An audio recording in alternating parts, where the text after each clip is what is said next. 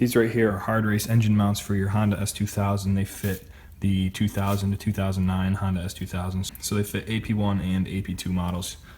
They come with the transmission mounts as well, and it's all the same configuration as OEM. They're the same design as your OEM mounts, and it is just a harder rubber compound, as well as the transmission mounts, direct drop-ins. They're the same exact configuration as OEM. Now the reason I went with these Hardrace engine mounts for the S2000 as opposed to the Hasports or innovative mounts is mainly because they use the same orientation as stock, and the stock orientation for the mounts is superior to the innovative or Hasport mount design in this application.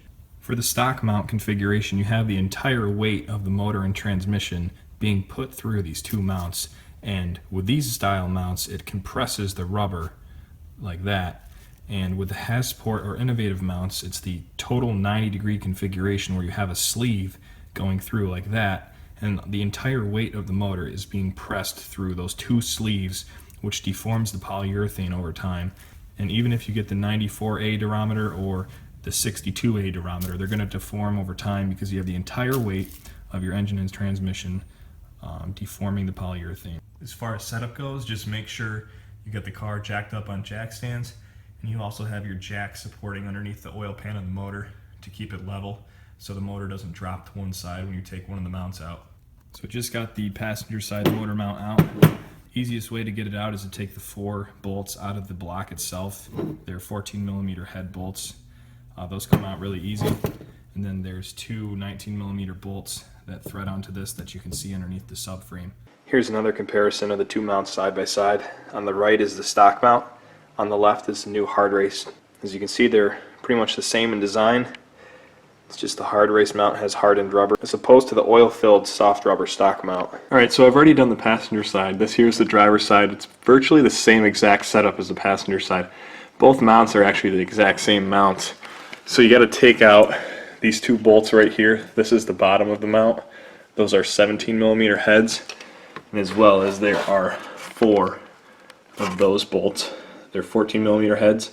That secures the aluminum upper mount to the block.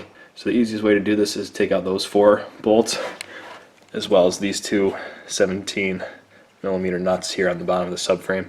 Alright, so I got the driver's side engine mount out of the car here. I pulled both sides out of the car without even taking off the 17mm top bolt to the mount there.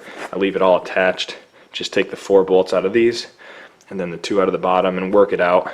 It's a little easier with the stock mounts taking them out than putting the new ones in, because this is very flexible and you're able to bend this sideways kinda and work its way out. But with the new mounts, they're not nearly as flexible, so it takes a little more finessing to get them in there. Alright, so the driver's side engine mount is swapped over to the Hardrace hardened rubber engine mount here. All you got to do is swap over this metal collar here. It rides right on the top of the mounts, acts as a little top hat. Just mount it back in the car just like stock.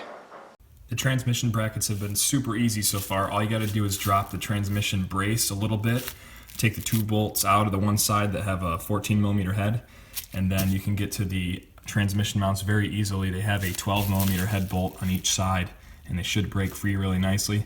This is the Hardrace hardened rubber one that's going in, and this is the stock one.